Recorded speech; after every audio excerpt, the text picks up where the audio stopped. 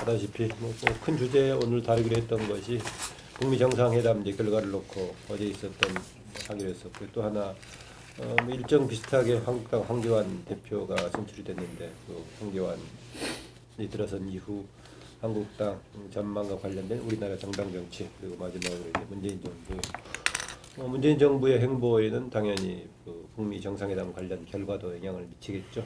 세 주제로 다루기로 하겠습니다. 일단 가장 먼저 어제 하고 아직도 진행 중에 있는 하노이에서 있었던 2차 북미 정상회담 합의문 발표하지 못했던, 대개 보도에 보면은 노딜이라는 용어를 많이 쓰는 것 같던데, 여기에 주최 측인 김능구 대표가 먼저 어제에 봤던 소감을 먼저 한마디 해주시는 게 필요할 것 같은데. 뭐 다들 이렇게 이야기하지만 상당히 좀 당혹스러웠다, 네. 이런 것을 느끼고, 워낙 이렇게 그 두 정상이 그 전날도 그렇고 그날 아침도 이렇게 상당히 사람들 기대감 갖는 그런 만남과 멘트들이 나왔기 때문에 당혹스러운데, 역시 트럼프 대통령의 그 상당히 좀 과장된 언사, 늘 자기 주특기잖아요. 예, 그리고 본인이 그 협상의 기술한 책에서도 이야기하고 그랬지만, 항상 협상을 할 때는 그 자리를 박차고 나갈 준비가 돼 있어야 된다. 그게 자기 협상의 대가로서의 어떤 기본 전략인 것 같아요. 결국은 트럼프 원하는 대로 다 됐다고 이러던데. 근데 하여간에 지금 이제 이야기를 들어보면은 이 전면적인 해제는 많은 사람들이 과연 그럴까? 뭐 이렇게 의구심을 많이 나타냈잖아요. 예, 아마 트럼프는 그 표현에 대해서 별로 수긍하지도 않을 겁니다. 모두. 그런데 예를 들면은 우리가 이제 제재 완화 이렇게 이제 늘 다들 추측을 했었는데, 뭐 그런 부분으로 제기됐던 것 같고, 그랬을 때 영변 플러스 알파가 결국 그 관건이었지 않나 이렇게 보여지는데, 다른 한편으로 제가 보면은 그 코엔 전 변호사에 의한 미국에서의 그 폭로, 이런 부분들이 한편으로는 여기서 흔히 말하는 스몰 딜 차원의 어떤 그게 돼가지고는 오히려 미국 돌아갔을 때 걷잡을 수 없이 양쪽에 대한 어떤 비판이 걷잡을 수 없이 그 본인의 입지가 굉장히 불안해지는 이런 부분 때문에 바꿨지 않나 이런 생각이 들더라고요. 바로 그 때문에 기자회견에서 이야기했는데, 지금 북한이, 그러니까 이영호 외무상하고 최선희가 나와서 한 이야기를 보면, 앞서도 이야기한 것처럼 2016년하고 2017년 사이에 채택된 대북 제재 5건을 해달라. 그것이 결국 민수경제하고 인민생활을 위한 것이다. 이것만 꼭 들어달라. 대신 자기들이 할 수 있는 것은 이 지금 영변 핵시설 내에 있는 플루토늄하고 우라늄 농축시설 등 모든 핵시설 생산시설을 미국 전문가 입회하에 다 그러니까 지금 공동작업으로 폐기하겠다. 그리고 또 하나는 그 핵실험하고 장거리 미사일까지 그 추가적 실험하지 않겠다는 것을 문서로 확인하겠다. 그 이야기를 했는데, 여기에 대해서 미국은 한 가지를 대야 된다. 끝까지 주장해야 되는데, 그 한 가지는 북한이 뭔지를 말을 안 했어요. 그건 아마 그것이 무엇인지는 모르겠지만, 지금 어제 뭐 트럼프 대통령이 이야기한 것처럼 추가적인 핵시설이 뭐 미국이 밝혀낸 그 시설인지는 모르겠지만, 그건 안 했다고 하는데, 그래서 아마 북한 입장에서도 이건 도저히 받아들일 수 없다. 근데 사실은 이 북미 간의 실무 협상에서 사실 이 이야기가 대충 다 만들어졌던 것 같아요. 그래서 어저께 트럼프 대통령도 이런 이야기를 했잖아요. 내가 원하면 100% 서명이 가능했다. 그런 식으로 해갖고 아마 실무선에서는 이 정도로 합의를 해서 하노이 선언을 하자고 됐던 것 같은데, 미국이 막판에 플러스 하나를 더 지금 들고 놓은 그런 형국인 것 같아요. 지금 북미 간의 설명을 들어보면. 그런데 왜 그러면 트럼프는 그러면 이 지금 실무 간의 그 협상이 거의 완성 단계에 왔는데 그러면 막판에 틀었을까? 제가 생각했을 때는 두 가지 이유가 있는 것 같아요. 제가 생각했을 때는 일단 트럼프 입장에서는 아마 북한이 상당히 조금 조바심을 내고 있다. 그 자신은 천천히 간다고 했는데 이 김정은은 상당히 서두른다. 상당히 김정은 입장에서 절박감을 갖고 있는 것 같다. 그렇기 때문에 좀 더 밀어붙이면 더 큰 걸 얻어낼 수 있겠다는 일종의 협상의 달인으로서의 그런 나름대로의 본능적인 감각, 이런 것들을 아마 좀 해서 좀 더 밀어붙여도 될 거다. 그래서 이 정도는 내가 조금 천천히 가도 충분히 북한이 판을 안 깨고 계속 따라올 가능성이 있다고 생각했을 가능성. 또 하나는 앞서 말씀하신 것처럼 코온입니다. 코온인데 지금 그 북미 정상회담 바로 전날 그 만찬했지 않습니까? 만찬할 그때 미국에서 지금 코온에 이제 지금 하원 청문회가 시작되고 있기 때문에 그걸 지금 계속 봤다는 거 아닙니까? 봤는데 지금 그 다음 날은 또 정보위원회에서 이제 비공개로 하지만 계속적으로 코온이 지금 쏟아내고 있는 상황에서 미국의 모든 언론들이 북미 정상회담보다는 전부 다 이 코온의 정언에 다 초점을 맞추고 있으니까 네. 이 양반이 상당히 홍보 전문가이기도 하거든요. 그러니까 일종의 뉴스는 뉴스로 덮어야 된다는 생각을 한 것 같아요. 그래서 일종의 이 북미 정상회담에 어정쩡한 타입이 나올 것이라는 정도 가지고는 이걸 덮을 수 없다. 그렇다고 한다면 자기가 약간 판을 좀 흔드는 모습을 보여줌으로써 그렇게 하겠다는 것인데 제가 생각했을 때는 이 어제 그 회담이 노딜이었지만 저는 판 자체는 깨졌다고는 보지는 않습니다. 조금 네. 어떻게 보면 좀 지체된 현상? 저는 그런 식으로 보고 싶습니다. 네, 전망까지 제가 얘기해 주셨네요. 황양수장. 제가 볼 때는 처음부터 문제가 있는 회담이었다. 왜 그런가 하면 이런 회담을 하려 그러면 실무적 적성국이잖아요. 두 나라가요. 그럼 무기를 가지고 협박을 하는 적성국이면 이 서로 신뢰하기는 가장 어려운 부분이고 또 김정은이나 북한이라는 체제 자체가 이 협상을 가지고 대응하기가 쉽지 않은 세계에서 아마 제일 어려운 집단일 거다. 그러면 실무적으로 끊임없이 협상을 해서 서로가 이렇게 아젠다를 고르고 또 그 고른 아젠다를 가지고 어떻게 주고받을 건가를 합의가 되고 난 다음에 시간과 장소를 발표해서 가야 되는데 거꾸로 보면 2월 달에 김영철이 갔다 온 뒤로 그냥 바로 날짜를 발표해버리고 장소도 발표해버리고 그리고 북한에 협상하러 들어갔잖아요. 2월 8일 전으로요. 2박 3일 비건이 들어갔는데 갔다 와가 의제만 서로 12개씩 내놨다 말만 하고 그 뒤에 말이 없었어요. 그러고는 한 12일 정도를 협상을 안 해요. 하노이에서 다시 할 때까지는. 그래가 21일 날이야 이제 비로소 또 개최됐지 않습니까? 그리고 한 13일을 갖다가 협상을 안 했어요. 그래서 저 사람들이 합의도 안 해놨는데 뭘 협상을 저렇게 안 하나. 그러다가 21일부터 25일간 이렇게 회의를 하는데 2시간 반 만에 끝났다. 3시간 만에 끝났다. 이래 되고. 그 다음에 26일은 아예 협상도 안 했어요. 그런 걸로 봐서는 실질적으로 협상에서 자기들끼리는 회의를 하고 압축하고 무슨 종전선언도 무슨 이 평화선언 비슷하게 써놨다. 연락사무소에 대해서도 논의했다. 이러지만은 결국은 위에서 결제 못 받은 내용들을 가지고 실무자들끼리 그냥 압축 좀 해놓은 정도가 뿐이었고 결국 김정은이는 노렸던 게 트럼프하고 1대1로 만나가지고 이 톱다운 방식으로 단판을 지어서 자기가 이 판을 끌어갈 수 있을 거다. 또 북한도 정보가 다 있는데 트럼프가 그 시간에 미국에서 고은 변호사가 폭로하고 무슨 청문회가 계속 열리고 또 이번 주말에는 이 밀러 특검의 보고서가 제출된다. 트럼프가 지금 굉장히 몰려 있으니까 아마 나하고의 회담에서 내가 조금 무리수를 둬도 트럼프가 받는 수를 뚫을 것이다. 이렇게 김정은은 생각을 했던 것 같아요. 근데 트럼프의 입장에서는 그렇게로 해서 스몰딜이라도 포장을 잘해서 발표를 애초부터 빅딜은 틀렸던 거고 생각을 안 했던 거는 아닌 걸로 보이는데 그날 밤에 청문회를 직접 보면서 아마 굉장히 위축된 것 같아요. 심리적으로요. 심리적으로 위축되다 보니까 이거 포장해서 들고 갔다가 지금 여론이 안 좋은데 이것까지 얻어맞아 버리면 그때는 좀 수습이 불가하다 보고 북한이 내일 양보가 안 나오면 판을 깨야 되겠다 작정을 하고 아마 들어간 것 같은데 그건 청문회를 밤새 지켜본 결과가 크게 좌우했을 거다 그래 봅니다. 네, 어쨌든 이후 전망은 보니까 차지원 교수는 지금 상황이 두고 좀 서로 간의 타협이 지치된 수준이지 조금 악화된 것은 아니다. 그렇게 평가하는데 황 소장 어떻습니까? 어떤 거요? 차지원 교수는 예.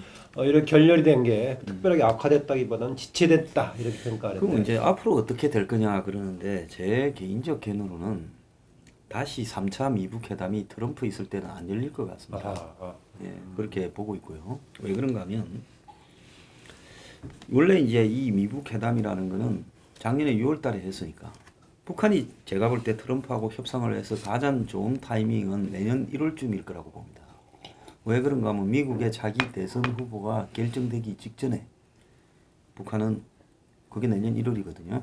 그때쯤에 회담을 해서 트럼프가 가장 아쉬울 때 큰 걸 얻어내고 트럼프 포장도 좀 해주자 이랬는데 그러면 중간에는 뛰어넘고 갈 수가 없으니까 그때까지 아무것도 안 하고 그냥 이런 상태로는 갈 수 없으니까 이 중간에 한 번쯤은 회담을 이렇게 해서 이제 북한이 조금씩 얻어내고 가야 되겠다 이런 생각을 했을 거라고 보고 어차피 이번 회담에서 북한이 뭐 큰 빅딜이나 빅딜로 해석될 수 있는 것은 던질 리가 없었다고 저는 봅니다.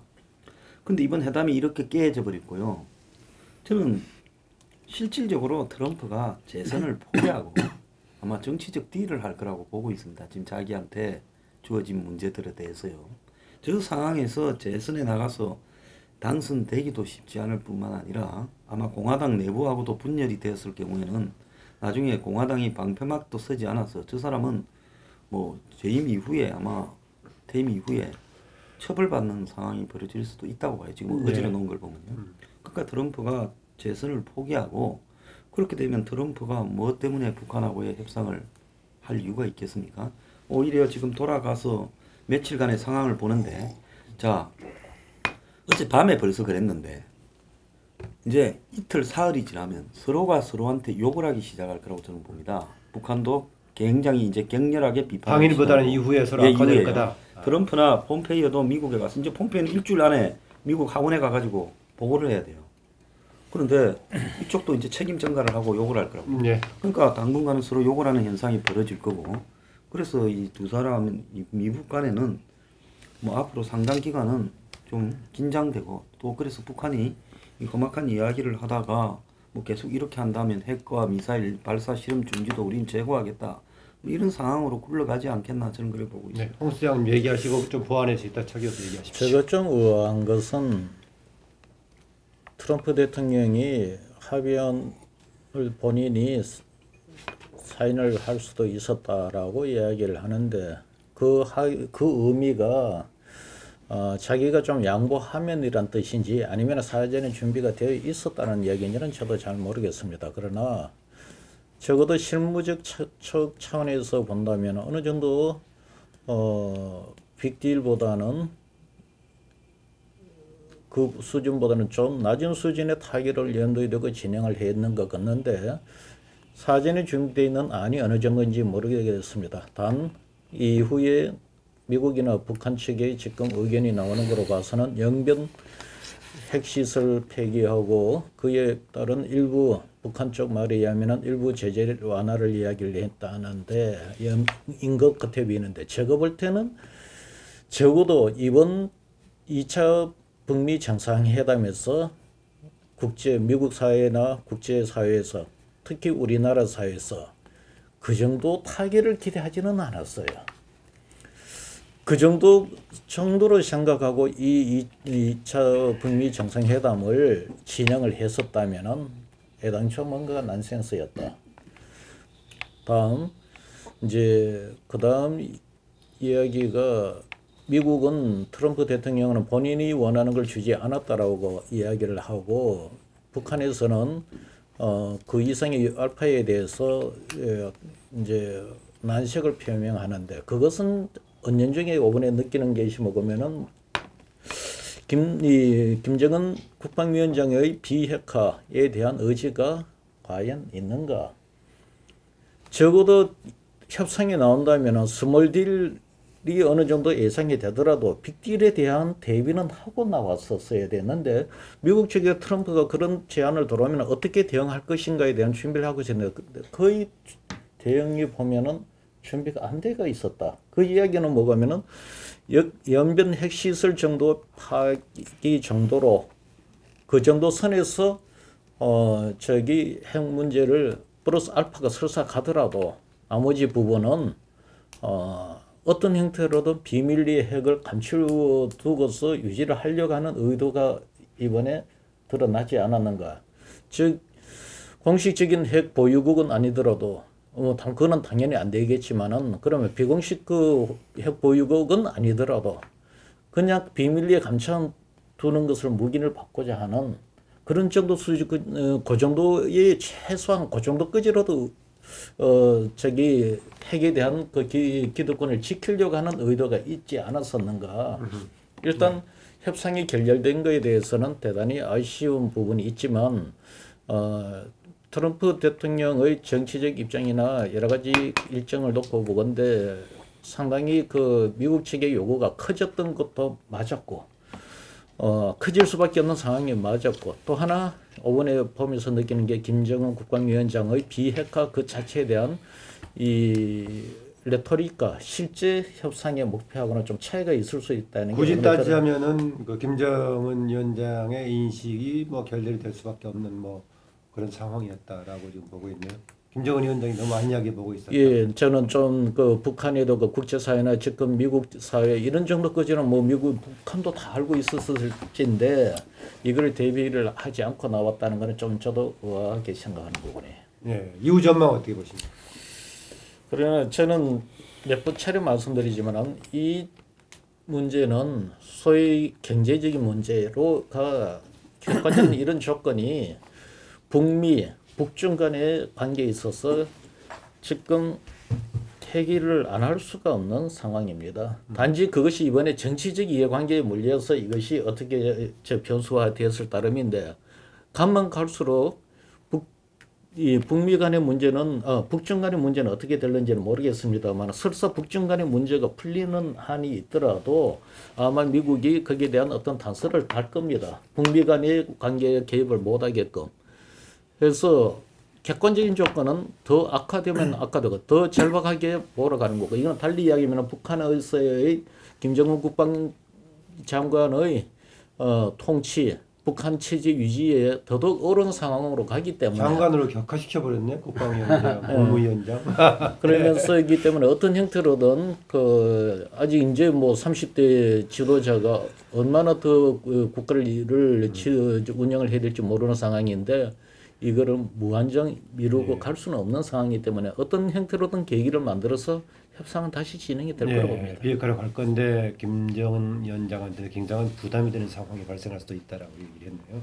아까 특히 미국 내정도 관련해 가지고 추가해서 좀 얘기하십시오. 저는 그 트럼프 대통령이 이 협상을 포기하지 않을 거라고 봅니다. 앞서 우리 한강수 소장께서는 아마 재선을 포기하고 아마 퇴임 이후에 아마 자신의 신변의 안전을 도모할 가능성도 있다. 물론 그럴 수도 있을 것 같은데 제가 생각했을 때는 트럼프 대통령이 집권해서 가장 잘한 것이 지금 북한 문제거든요. 제가 생각했을 때는. 그러니까 사실 집권했을 때만 하더라도 이 사드 배치 문제 또 더 나아가서는 뭐 여러 가지 그 북미 간에 상당히 긴장이 고조되면서 거의 핵전쟁 위기까지 치닫았던 상황 아닙니까? 그 상황에서 유일하게 상황이 개선된 부분. 그러니까 트럼프가 집권하고 난 뒤에 그 미국이 당면하고 있던 여러 가지 과제들 중에 그나마 잘 풀렸던 것이 유일하게 북한 문제인데 이 북한의 이 카드를 본인 스스로가 포기할 이유가 없다. 오히려 이것을 더 적극적으로 활용해서 자신의 재선 카드로 적극적으로 활용할 가능성이 저는 크다고 보는 것이고, 두 번째는 미국 입장에서도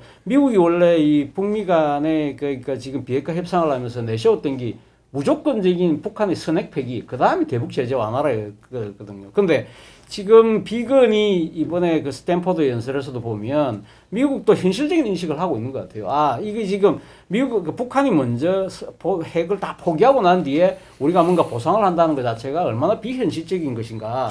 결국 이것은 단계적으로, 그러니까 동시적으로 병행적으로 갈 수밖에 없다는 생각을 갖고 있기 때문에 그런 차원에서 사실은 그러니까 지금 비건과 김현철 사이에 사실 어제 그러니까 지금 스몰 딜이라고 이야기하는 그 정도 수준까지 이야기가 됐던 것인데 거기다가 미국이 지금 추가적으로 한 가지를 더 해야 된다는 문제 때문에 사실상 아주 깨진 셈이지만 그렇구나 미국이 어떤 식으로든 이 북한의 전면적인 선핵 폐기라는 것 자체는 비현실적인 카드라는 걸 인식을 하고 있다는 것이죠. 그리고 또 하나는 지금 트럼프 대통령이 어제 떠나면서 그러니까 그 베트남을 떠나면서 문재인 대통령과 통화했지 않습니까? 통화해서 지금 청와대의 이야기로 보면 한국이 지금 적극적으로 중재를 좀 해달라는 이야기 아닙니까? 그렇다고 한다면 어떤 식으로든 그러니까 이 상황을 돌파하는 데 있어서 자기 친들이 지금 패를 물릴 수는 없기 때문에 아마 한국이라는 그 협상의 지렛대를 통해서 어떤 식으로 상황을 좀 빠져나가려고 하는, 그래서 다시 되살리려고 하는 것이 아닐까? 사실 이러한 모양새는 지난해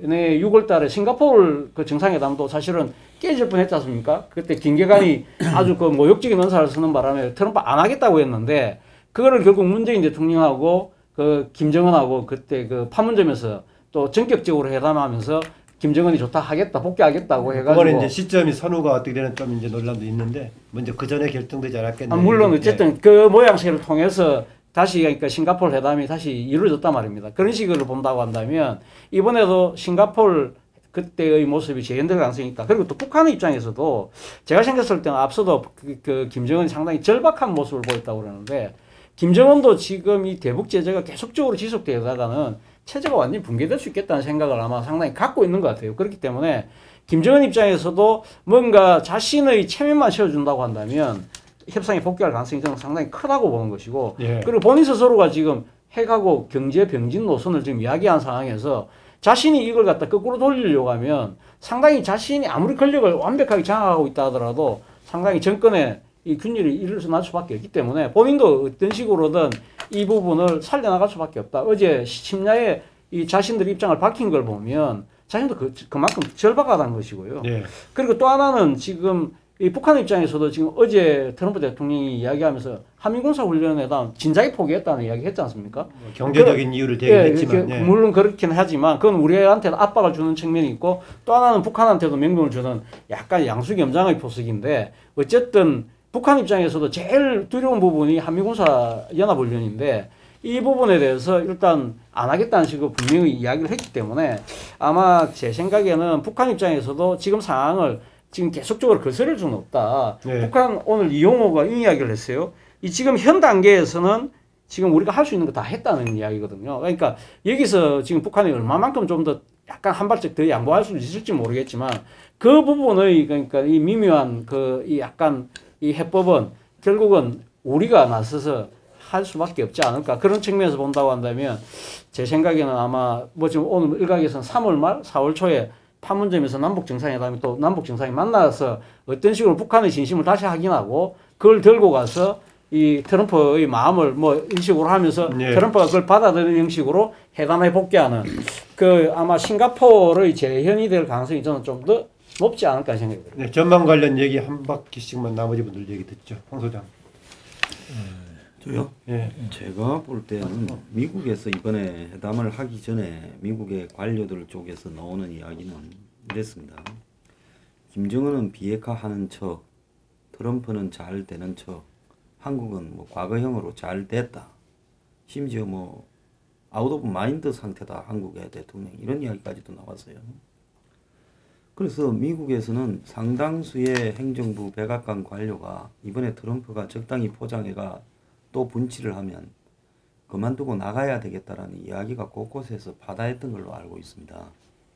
그렇기 때문에 이 트럼프가 애초에 저 적극적인 성격에 의해 김영철이가 1월 말에 워싱턴 DC 방문을 하고 그래가지고 또 날을 잡고 이렇게 가는 부분에 지금까지는 이 회담이 지속되어 오는 부분에서 트럼프의 충동적인 성격과 또 김정은의 끝까지 자기가 직접 트럼프와 담판을 쥐어서 상황을 끝내겠다라는 저런 스타일들이 지금까지는 원활하게 굴러왔지만 이번에 결렬된 걸로 양쪽 다 지금 이 회담의 위험성을 굉장히 심각하게 인식했을 거라고 봅니다. 잘못하다가는 이 회담의 결과이 내 정치적인 생명이 끝날 수도 있겠다. 그렇게 이제 보는 부분도 있기 때문에 예. 지금 이제 아직은 두 사람 다 혼돈해서 머리가 정리가 되지 않았기 때문에 헤어질 때 또 보자 뭐 예. 한국에 전화해서 중재를 써달라 하지만은 이제 미국에 가면 한 일주일쯤 지나면 트럼프 주변이 다 머리가 정리되고요. 예. 지금 미국에서 비건하고 비건 저건 쫓아내라. 뭐 저런 회담을 하냐고 국무부, 국방부, 재무부 이 세계 연합 대북 제재 통합회의에서 그런 이야기도 나왔어요. 그리고 의회는 지금 폼페이오 절마저고 좀 들어오라. 미국에서 폼페이오를 볼 때는 하원은 4번하고 그게 다예요. 이 티파티로 뭐 거부적으로 떠서. 근데 CIA 국장 하다가 국무부 장관 하는데 지금 국무부 장관을 맡을 만한 그릇이 되는가에 대한 지금 의문까지도 나오고 있어요. 미국에서 봤을 때는 아주 경력이 일천하죠. 그렇기 때문에 지금 비건하고 폼페이오가 제가 볼 때 저게 오래 갈 수 있겠나 국무장관으로 또 대북 대표로 이런 어떤 의구심도 듭니다. 예. 그래서 제가 생각할 때는 지금 미국이 내부의 혼란에 빠지기 시작하고 북한은 이제 김정은이가 아마 북한에 도착을 하면 김정은도 북한에서 전부 목을 빼고 쳐다보고 있는데 뭐라고 할 말이 있어야 될 거 아닙니까? 그러니까 서로가 굉장히 경색된 상황으로 갈 수밖에 없다. 그래서 네. 올해 내내 다시 경색으로 복귀할 가능성도 저는 높다고 봅니다. 네, 홍 소장. 뭐 저도 동의를 합니다. 지금 북한이 이거를 트럼프가 다음 대선 전에 정치적 이유로 트럼프가 해결할 이 문제에 관련해서 적극적으로 나설 것이라고만 볼 수도 있고, 또 일본에서는 트럼프 강경 노선에 트럼프가 물러나면은 민주당 노선이 들어서게 될 경우 유리하다라고 어떤 사람들은 또 이래 이야기하는데, 내가 볼 때는 미국 정치권에서는 요 공화당이고 민주당이고 간에 북한 문제 관련해서는 거의 이제는 인식이 합의가 된 것 같습니다. 결국 미국 사회의 미국에서 공화당이든 민주이든 어느 정권이 잡더라도 북한 정책에 있어서 큰 변화가 있을 거라고는 예상하기가 어려워요. 그렇다면은 오히려 이왕 협상을 해왔고 정치적으로 이 북미 정상회담이 효용성이 있을 수 있는 트럼프하고 마무리 짓는 것이 승률도 낮다고 봐야 되고 빨리 결정 지을 수 있는 사안이기 때문에 그 과정은 우리가 여기서 예측하기는 어렵지만 어떤 형태로든 가능성을 타진해서 아마 다시 재개되지 않겠나 봅니다. 네, 김동구 대표가 네. 정리를 좀 해주시죠. 제가 볼 때는 그 김정은 위원장이 상당히 좀 당혹했지 않나 봐요. 그 우리가 느끼는 당혹감 이상으로 당혹했지 않나 보여지고요. 그게 뭐냐면은 아까 다들 그 많은 예측들이 어떤 실무회담의 결과 그리고 공동선언문의 어떤 내용 이런 부분 이야기가 있었지 않습니까? 그러면은 말하자면 그게 이 언론에서 규정짓는 스몰 딜이었던 거죠, 이게. 왜냐하면 북미 관계는 70년간 적대적 관계 속에서 이 변화를 위해서는 상호 신뢰가 우선돼야 되고, 그 다음에 평화체제가 이 정착되면서 핵 폐기로 나간다는 지난번에 싱가포르에서 그 선언의 어떤 기본적인 골격이잖아요. 그 속에서 하나하나가 이야기가 준비됐었다, 이렇게 보여지는데, 이 막판에 이 트럼프의 어떤 이 전격적인 그 취소는 뭐 다들 이야기했지만 어떤 미국 지금 국내 정치 속에서 이 코온의 그 폭로라는 지금까지 줄기차게 이야기되고 이 탄핵 부분까지도 제기됐던 그런 자신의 어떤 여러 가지 문제가 오히려 회담 중에도 그게 더 주요 뉴스로 이렇게 그 돼지고, 회담 중에도 뭐 미국 기자들은 계속 그 문제만 물어본다든지 이런 식으로 했을 때 본인이 이게 승부수를 던져야 되겠다, 이런 판단을 그 한 것 같고요. 이 트럼프는 이후에 차후 전망 그 트럼프는 늘 이야기하듯이 오바마는 이게 대해서 아무것도 안 했다, 그전 대통령도 아무것도 안 했다 라고 이야기할 정도로 어떤 그 북핵 폐기에 대해서 상당한 자신의 어떤 그 이 자신감이 늘 노정되어 있었고, 뭐 우리 차 교수는 그게 본인이 생각할 때는 뭐 트럼프가 그나마 제일 잘한 거 아니냐 이럴 정도로 그 이 인식하고 있었는데, 사실상 그런 부분들이 자기가 내세울 때 굉장히 자랑스럽게 그 이야기했던 부분이다, 이런 생각이 들고요. 그래서 이 문제는 이 북미 회담은 저는 이렇게 조금 아까 말한 대로 지체성이라고 이야기했는데 좀 이렇게 차분히 내부적으로 좀 갈무리를 해 나가면서 또 새로운 계기를 마련하지 않나, 이런 생각이 드는데, 이용호하고 최선희 두 명이 이렇게 반박 성명을 했는데, 이 사람들이 싱가포르 회담 그때는 굉장히 강한 비난과 공격 발언을 했었는데, 지금 어제 한 것 같은 경우는 이 전면적 해제 아니다, 뭐 이런 조금 해명하는 차원의 어떤 이야기 수준에 불과했다는 거죠. 그것은 뭐냐면은 김정은은 결코 이 판에 파토로 바라지 않는다 라는 것을 저는 이 또 다르게는 그 미국의 이야기를 한 거다. 이게 물론 자기들이 이 이상 자기들은 더 내올 게 없다. 그리고 뭐 김정은이 이 의혹을 좀 이렇게 이런 느낌이다, 이런 말을 했지만 어쨌든 전체적으로 봤을 때는 우리는 어쨌든 간에 이 회담을 갖다가 계속하고 성공기를 되길 바란다. 이런 사인을 저는 줬다고 봅니다. 이게. 그래서 앞으로 이 톱다운 현상, 이 톱다운 이게 방식을 갖다가 이 일부 보완하는, 이번에도 뭐 많은 사람들이 실무회담의 기간이 짧았다는 이야기들이 많거든요. 그래서 그런 지난한 어떤 그런 실무회담의 그 축적은 계속적으로 있을 수밖에 없고, 그것의 계기는 저는 트럼프가 시기는 결정하지 않나 하고 보는데, 예. 어쨌든 이 다음 대선 전에 일정 시기에 봐서 지금 아마 올해 지금 국내 정치에서 코너로 몰리는 거는 굉장히 자기한테 힘들고 어려운 과정이 될 거라고 저는 예측하는데, 그 와중에 자기가 한 시기를 택해서 하지 않나 할 거다 이래 봅니다. 예, 전망에 관해서는 좀 현해차가 있네요. 특히 이제 차재원 교수하고 황교안 소장은 서로 대비가 되는 전망인데, 뭐 이후에 진행되는 과정 보기로 하고요. 일단 이게 우리나라 국내 정치에 미치는 영향도 한 번씩 조금 개별 의견 들어봤으면 하는 건데, 오늘 보니까 경축사에서는 문재인 대통령 그렇게 평가했네요. 트럼프 대통령 여전히 지속적인 대화 의지를 가지고 있고 낙관적인 전망한다. 더 높은 합의로 가는 과정이다. 이렇게 생각한다라고 오늘 경축사에서는 그런 내용을 넣었어요. 그러면서 다시 이제 신한반도 체제 뭐 여기까지 가서 특별하게 어제 결렬했다는 것에 대한 뭐 다른 변동 사항에 이런 심리를 표출하거나 좀 그런 내용은 들어있지 않습니다. 이후에 국내 정치 것이 미치는 영향 어떻다고 보십니까? 어느 부분 먼저 하시겠습니까?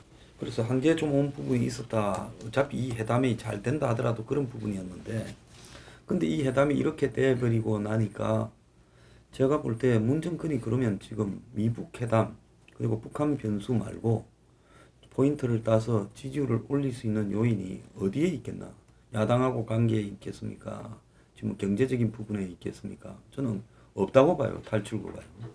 그래서 탈출구가 없기, 그리고 뭐 숱한 스캔들은 지금 스캔들들은 폭탄 직전처럼 지금 점점 끌어가고 있고, 근데 이 부분에서 지금 탈출구가 없어져서 이제 시도할 수 있는 유일한 방법은 또 김정은이를 이제 서울에 데려오지는 못할 거고, 판문점에서 또 기습적으로 뭐 한번 만나가지고 또 무슨 미북 회담에 임한다 이렇게 해서 억지로 분리시를 살려가 보는 거 말고는 전국을 갖다가 지금 이렇게 풀어나갈 방법이 좀 없다 이래 봅니다.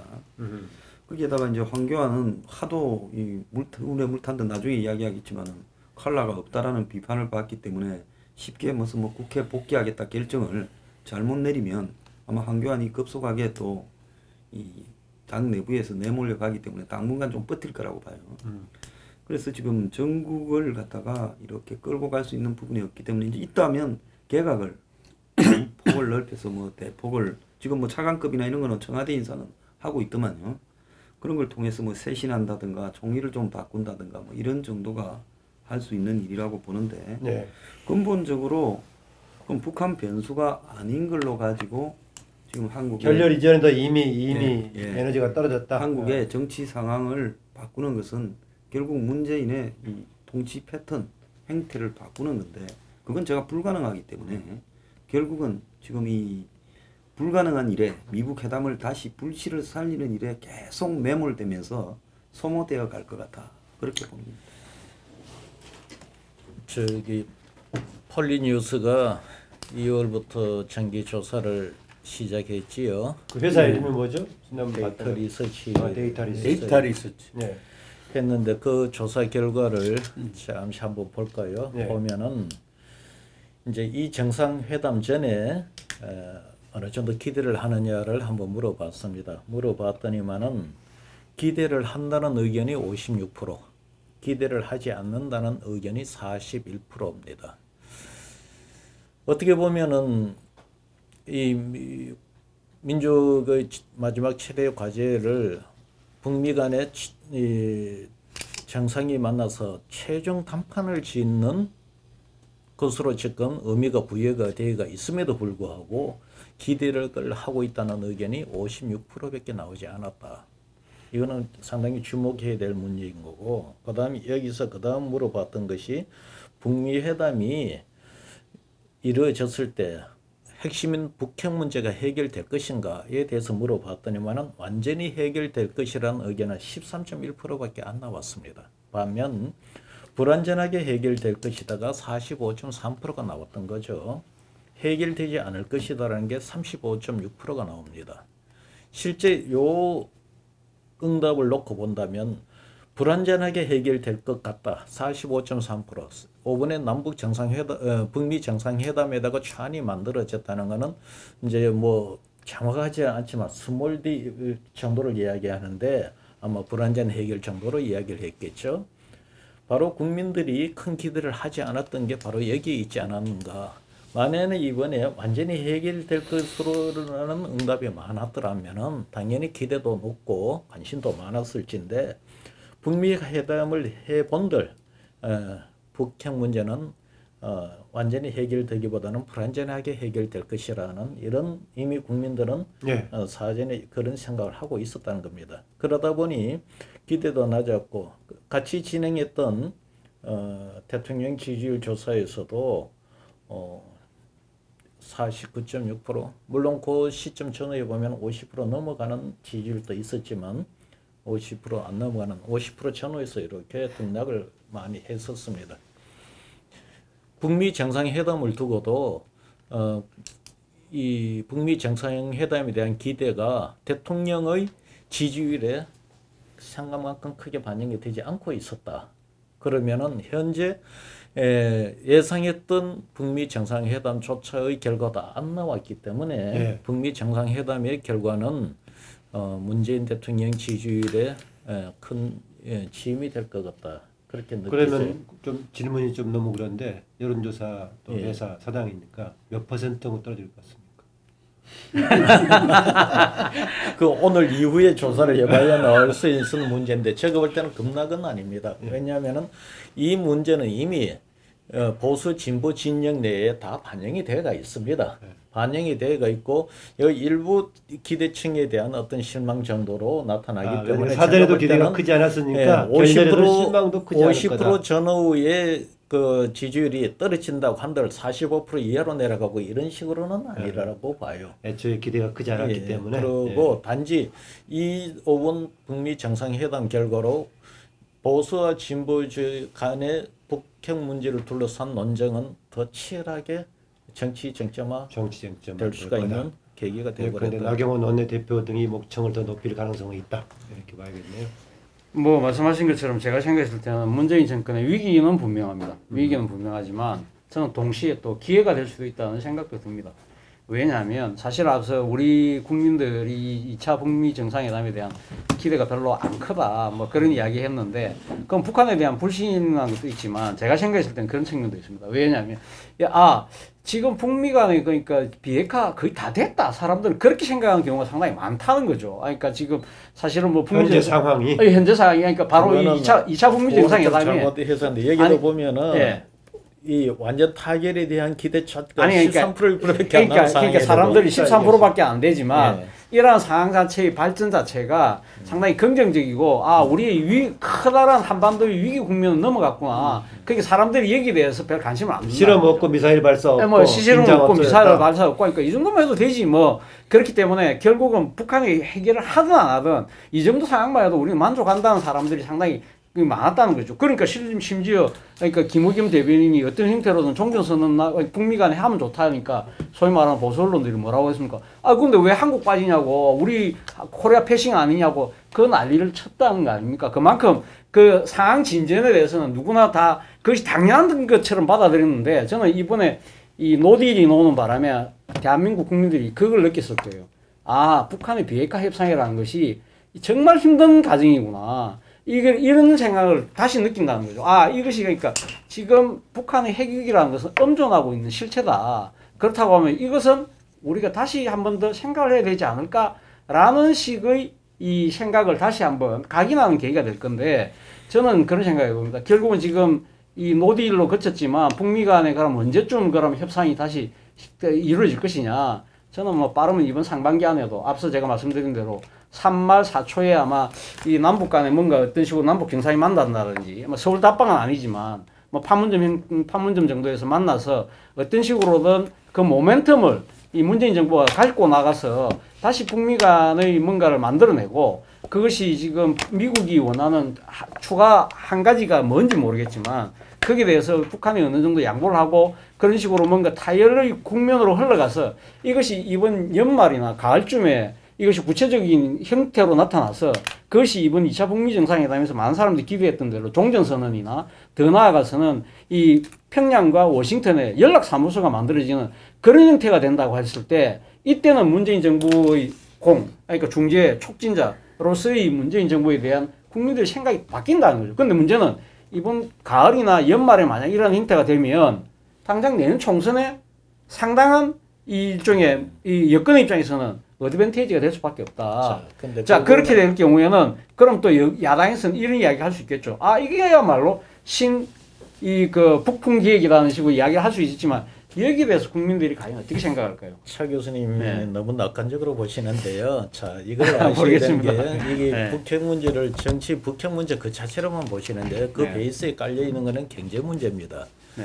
북핵 문제가 타결이 됐을 때 소위 말하는 북핵 문제를 근본적으로 해결하는 이 식으로 타결이 된다면은 국민들이 경제적인 상황이 어렵더라도 어느 정도 감내를 하고 대북 이후 타결되는 그 순간 바로 경제 문제로 넘어가 버립니다.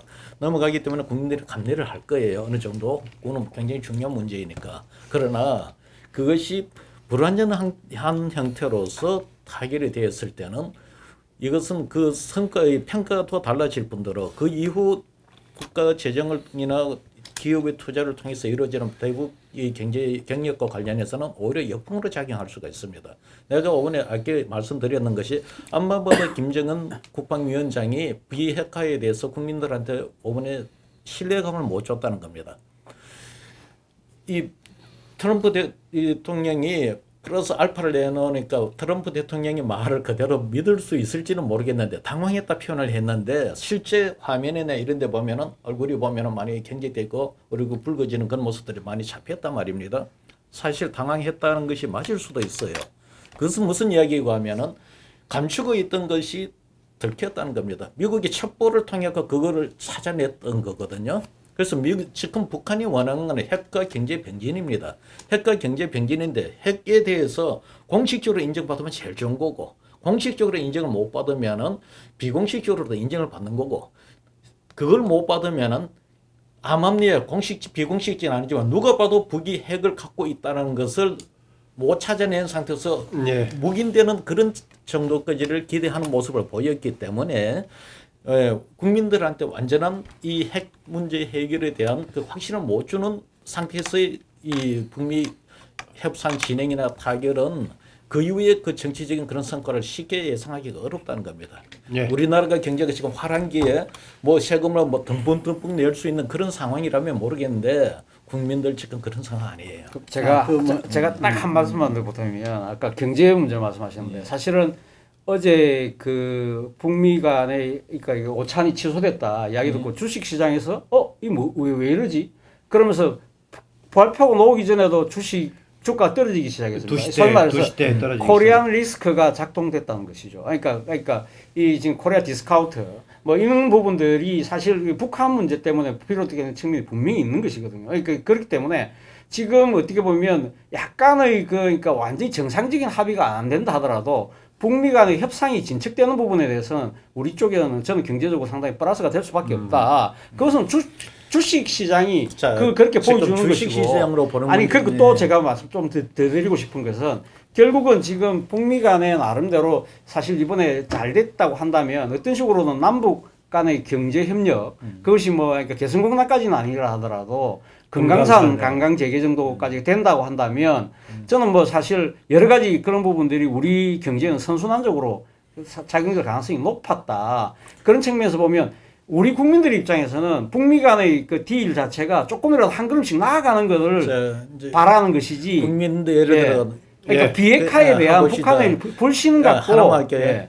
금강산 관광이 남한 사회의 경제 선순환 전혀 아닙니다. 남한에서 기대하는 선순환이라는 것은 북한의 경협이 이루어져서 북한과 남한의 경제 공동체가 상호 이익을 내는 상황을 의미를 하는 거거든요. 근데 그렇게 가기 위해서는 일종의 마중물이 바로 금강산 관광 재개라는 예, 겁니다. 근데 예. 그것을 지금 가는 예. 과정에서 재정이나 지금 네. 우리는 작년 원래 현 정부의 재정 정책이나 네. 지금 국민들의 지금 세액 부담에 대한 것이 너무 커져 있어서 국민적 통일을 얻어내기 어렵다는 것이고. 거기까지 네. 하시고요. 자, 제가 생각을 할 때는요. 좌파는 제일 나쁜 게 뭔가 하면요. 잘못됐으면 잘못됐다는 걸 인정을 하고 그다음에 거기서 예를 들어서 어떻게 다시 갈 거냐라고 해야 될 건데 어떻게 되든지 간에 거기서 우겨요. 막 말을 갖다가 말이 안 되는 걸 말이 되도록. 근데 여기서 제일 중요한 거는 미국에서 지금 미북 회담에 대해서 관심이 있을 거라고 보냐는 겁니다. 북한이 도발하면 거기에 맞서서 이렇게 제재를 더 강화하거나 군사적으로 대응하지 미북 회담에 대해서 미국이 큰 기대를 가지고 한국의 좌파들이 생각하는 것처럼 마치 막 이게 거대한 어떤 그런 트럼프 말고는 정치적 이해관계가 있는 사람이 거의 없고 우려스럽고 손을 떼면 뗄수록 부담스러운 부분이 뿐이고 북한이 비핵화 안 한다는 사실은 미국에서 상식 있는 사람은 다 알고 있어요.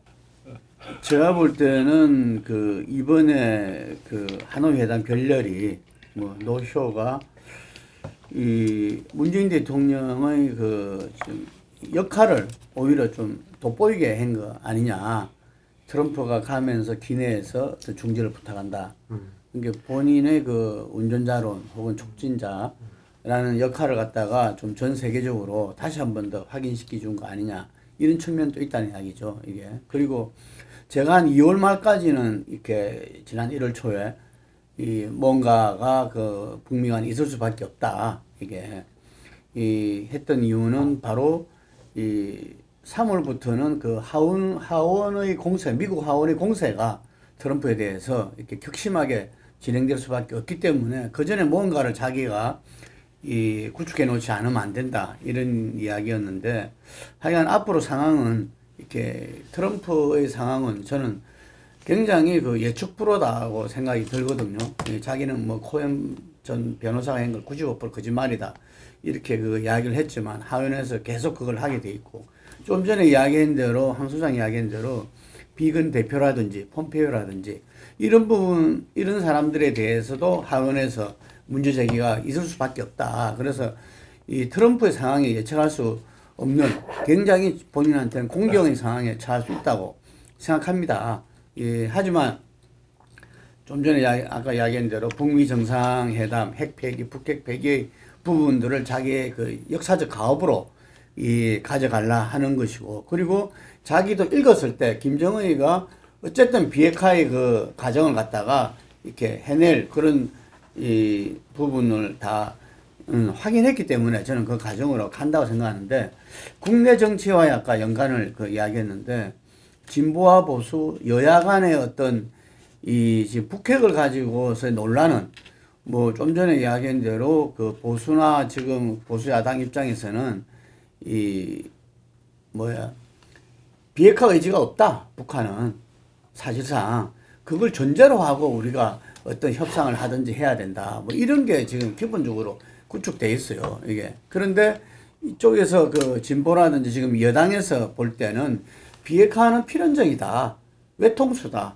그리고 김정은이가 거기에 대해서 이 예를 들면 줄기차게 지금 그 진행돼 왔다. 그런데 그게 지금 그 이번에도 드러났지만 어쨌든 동시적 단계적인 어떤 그 과정이라는 부분들이 이렇게 험난할 수밖에 없구나라는 것을 다들 느끼게 그 됐던 건데 저는 문 대통령이 이것 때문에 국내 정치에 어려움을 겪는다든지 이러지는 않을 것 같아요. 이게 예, 그렇지만 국내 정치에서 문정부의 어떤 지지율이라든지 다음 총선에서의 어떤 그 이 대비라든지 이런 부분들은 뭐 경제가 중요하다 생각이 들고 그래서 이번 개각에서 인사를 통해서 좀 뭔가 변화 새로움을 갖다가 그 보여줘야 된다. 근데 뭐 예측컨대 별로 그런 변화는 있을 것 같지도 않다고 본다면은 문재인 정부에 대한 그것도 이 지지 세력들은 굳건하게 더 결집하겠지만 결국 양쪽이 팽팽하게 이렇게 맞서는 형국으로 가지 않을까 싶습니다. 네, 그 대북 관련 문제에 관해서 상당히 그 견해가 팽팽했습니다. 좀 두고 보기로 하고요.